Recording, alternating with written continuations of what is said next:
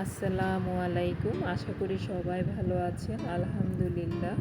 আজকাল বিভিন্ন ধরনের ভর্তার রেসিপি দেখা যায়। তেমনই একটি ভর্তা চিকেন ভর্তা অথবা মুরগির মাংসের ভর্তা হিসেবে পরিচিত। বড় বড় রেস্টুরেন্টগুলোতে ইউনিক একটা প্লেট হিসেবে রাখা হয়। তবে কে কে খেয়েছেন এই ভর্তা ঠিক জানি না। ভর্তার নাম শুনলেই মুখে জল এসে যায়। তবে সেখানে যদি হয় চিকেন কিংবা মুরগির মাংসের ভর্তা তাহলে তো আর কথাই নেই। খুব বেশি মাংসেরও প্রয়োজন নেই, মাত্র 1 পিস মাংস দিয়ে পরিবারের সবাই মিলে তৃপ্তি করে খাওয়া যাবে। এই চিকেন ভর্তাটা অনেকে অনেকভাবে করেন, তবে আমি আমার মতো করে করেছি। জানি না আপনাদের কতটুকু ভালো লাগবে। আমি এখানে চিকেনের বেস্ট পিসটাই নিয়েছি 1 পিস। এমন নয় যে চিকেনের অন্য অংশ দিয়ে হবে না, তবে থাই আর বেস্ট হলে বেশি ভালো হয়। চিকেনের যে কোনো অংশ দিয়েই করা যাবে, হাড়যুক্ত মাংস দিয়েও করা যাবে, শুধু হাড়টা বেছে ফেলে দিলেই হবে। চিকেনের মধ্যে স্বাদ মতো লবণ দিয়েছি, সামান্য একটু আদা বাটা দিয়েছি, 1/2 টেবিল চামচ রসুন বাটা দিয়েছি, 2 টেবিল চামচ রান্নার তেল দিয়েছি, 1 ইঞ্চি সাইজের 2টি দারুচিনি দিয়েছি, 1/2 চা চামচ ধনিয়া গুঁড়ো দিয়েছি, 1/2 চা চামচ জিরে গুঁড়ো দিয়েছি। মেজারমেন্ট কাপে 2 কাপ পরিমাণ পানি দিয়েছি। ঢাকনা দিয়ে ঢেকে চিকেনটাকে ভালো করে সিদ্ধ করে নেব। মাঝে মাঝে ঢাকনাটা উঠিয়ে এপাশ ওপাশ নাড়িয়ে উল্টে পাল্টে দেব, যাতে করে চিকেনটা পারফেক্টভাবে কুকিং হয়। রান্না করা মাংস যদি বেঁচে যায়, সেই মাংস দিয়েও অনায়াসে এই ভর্তাটা করা যাবে। শুধু চিকেন দিয়ে করতে হবে তা কিন্তু নয়, মাটন বিফ যে কোনো মাংস দিয়েই করা যাবে। বাসায় রান্না করা মাংস থাকলে যে কোনো মাংস দিয়েই অনায়াসে করা যাবে। চিকেনের পানিটা শুকিয়ে যখন এরকম ড্রাই হয়ে আসবে, এই পর্যায়ে চুলা থেকে নামিয়ে নিতে হবে। চিকেনটা ঠান্ডা হতে দিয়ে এদিকে বাকি উপকরণগুলো রেডি করতে চলে এলাম। চুলায় একটা প্যান বসিয়ে তার মধ্যে 2 টেবিল চামচ পরিমাণ সর্ষের তেল নিয়েছি। বেশ কিছু রসুন এরকম আস্ত আস্ত দিয়ে দিলাম। রসুনগুলো একটু ব্রাউন কালার হওয়া পর্যন্ত তেলের উপরে ভেজে নিব।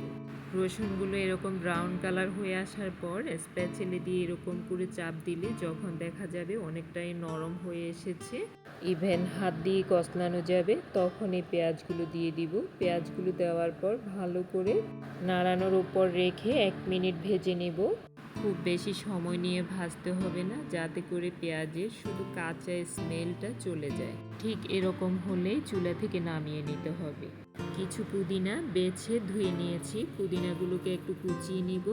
আর নিয়েছি ধনিয়া পাতা কুচি, সাথে নিয়েছি 2টি পেঁয়াজ কুচি। রোস্টেড করা পেঁয়াজ ইভেন কাঁচা পেঁয়াজ দুটোই মিলেমিশে খুব সুন্দর একটা ফ্লেভার হবে। নিয়ে নিলাম ভেজে রাখা পেঁয়াজ রসুনগুলো। যে কোনো ভর্তায় পেঁয়াজের পরিমাণটা একটু বেশি দিলে ভর্তার টেস্ট অনেক গুণে বাড়িয়ে তোলে। এই পর্যায়ে দিয়ে দিলাম চিকেনটাকে হাত দিয়ে একটু ক্রাশ করে নেব। কাঁটা চামচ দিয়েও করা যায়, যেহেতু আমি হাত দিয়ে ভর্তাটা মাখাবো সেই হিসেবে হাত দিয়েই করে নিলাম। যতটুকু সম্ভব হয় একদম স্মুথলি ক্রাশ করে নেওয়ার চেষ্টা করবেন।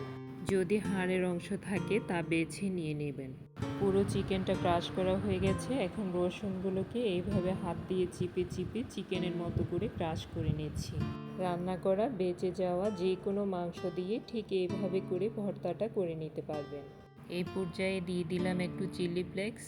কাঁচা মরিচটাও দেওয়া যাবে, ঝালটা পছন্দ মতোই দিবেন, যে যেমনটি ঝাল খেতে চান।